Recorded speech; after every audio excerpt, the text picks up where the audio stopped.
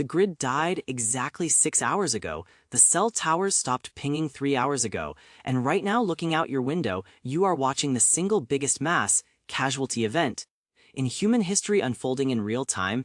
It is called the evacuation. Look at them, thousands of SUVs packed with terrified families, useless camping gear and enough panic to power a small city. They are turning the interstate into the world's largest parking lot.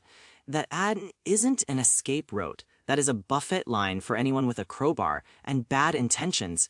The statistics are brutal. In a grid down scenario, 80% of the population will try to leave the city, 90% of them will not make it past the county line. They think survival means running to the woods to play mountain man, but unless you know how to field dress a squirrel in the dark while hypothermic, the woods are just a very cold place to die slowly. The smart move isn't to leave the city. The smart move is to disappear inside it. When the herd runs left, you don't run right, you dig in. But you can't just lock your front door. Drywall is not armor, it is compressed dust and paper.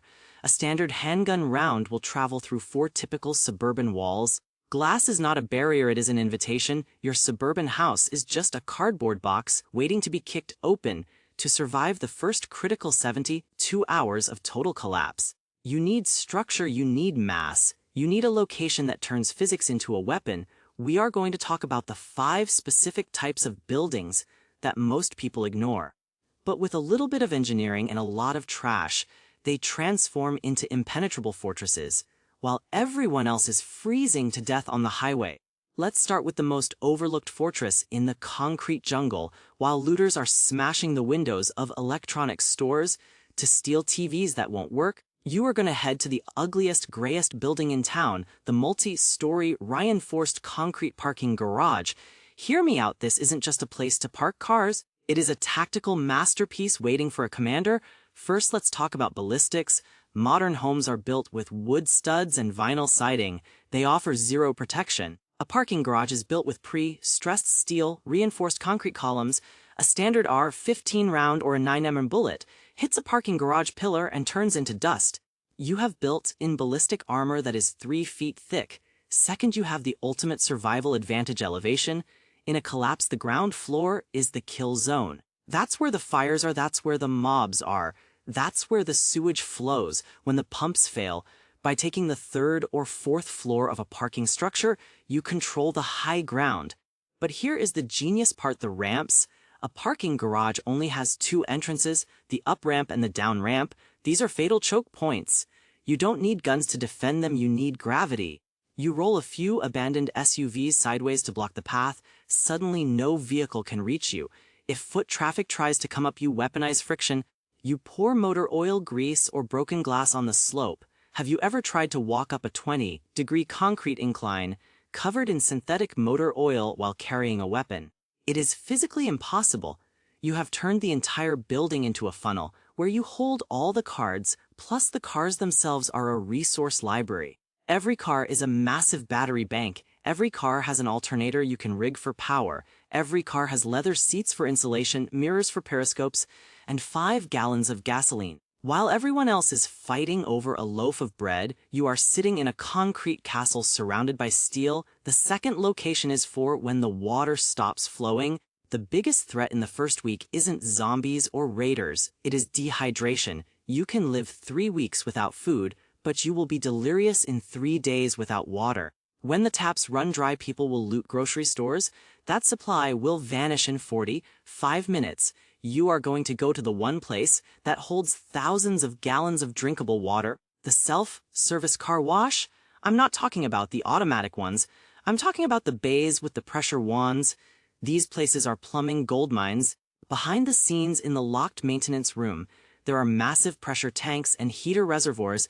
Even after the grid fails, gravity and residual hydrostatic pressure keep hundreds of gallons of clean water trapped in the system. While your neighbors are drinking out of the toilet tank, you are siphoning clean water from the holding tanks. But it gets better. These structures are built for chemical warfare. They are constructed with cinder blocks and designed to be wet.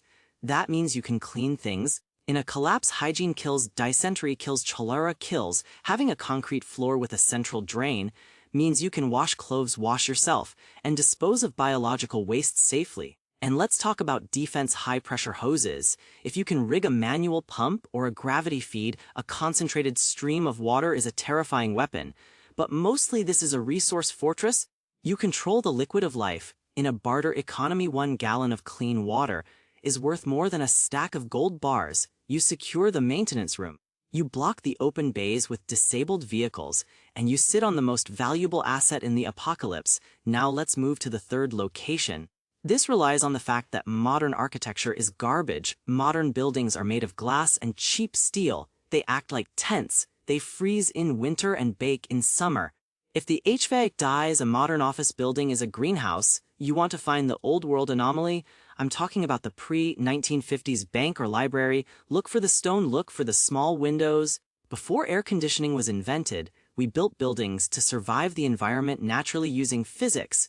These structures have thick masonry walls, granite limestone brick, that provides something called thermal mass. This means they absorb heat during the day and release it slowly at night.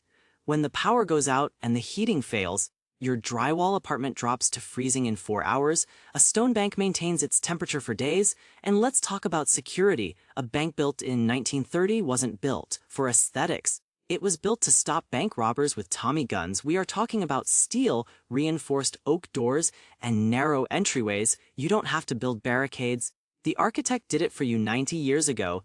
The vault inside a bank is the ultimate panic room. It is fireproof, soundproof, and bombproof. You can store your food supplies inside the vault.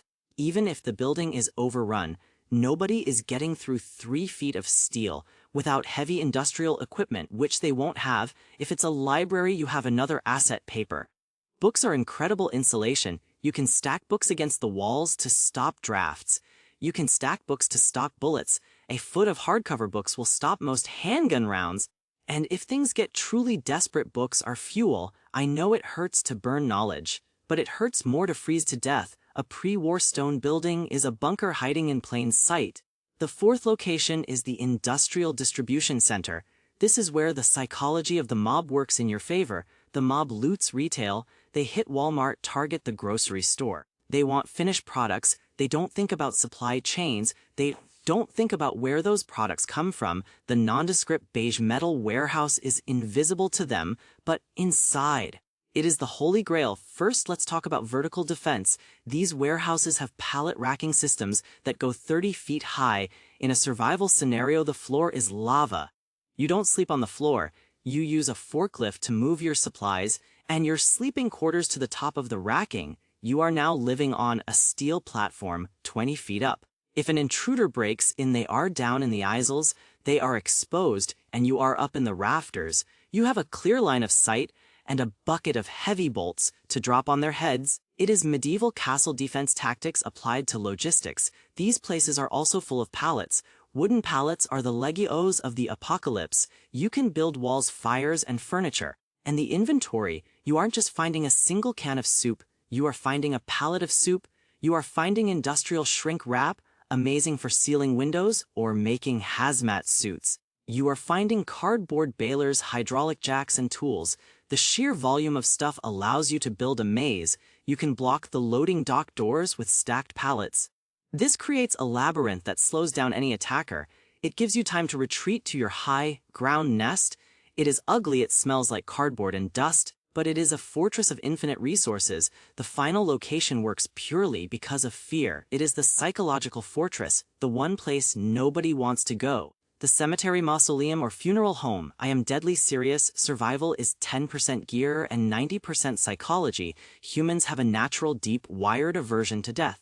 Looters will kick in the door of a house without blinking, but they will hesitate before breaking into a funeral home. That hesitation is your security system. A stone mausoleum is built to last forever. It has granite walls, iron doors, and no windows. It is weather-proof, solid, and usually located on high ground. But the real defense is the spook factor. If you hang a sign that says PLAGUANSID, people will believe it because the setting reinforces the lie. You play on their superstition.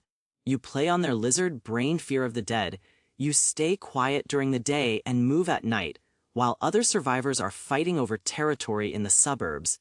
The cemetery is quiet, it's dark, it's peaceful, and if you are in a funeral home, you have access to chemicals. Formaldehyde and high-strength disinfectants are potent weapons. You have preparation tables that are sterile and easy to clean. You have heavy curtains to block light. Discipline. It is morbid, yes. But in a collapse you have to choose between being comfortable and being alive. The dead don't mind if you sleep on the floor. The living will kill you for your shoes. So let's recap the strategy. You aren't running to the woods to eat bark and freeze. You aren't sitting in your glass, windowed living room. You are looking for mass. You are looking for height.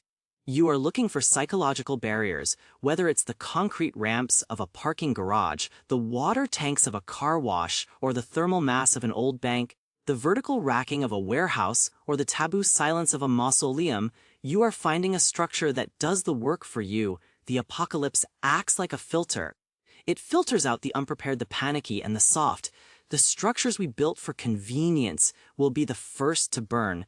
But the structures we built for utility and for eternity, those are the ones that will be standing when the smoke clears. Your job is to be inside one of them looking down while the rest of the world learns the hard way that physics doesn't care about your feelings. Stay low, stay high. And remember, a fortress isn't a castle. It's just a box that is harder to break than the human spirit inside it.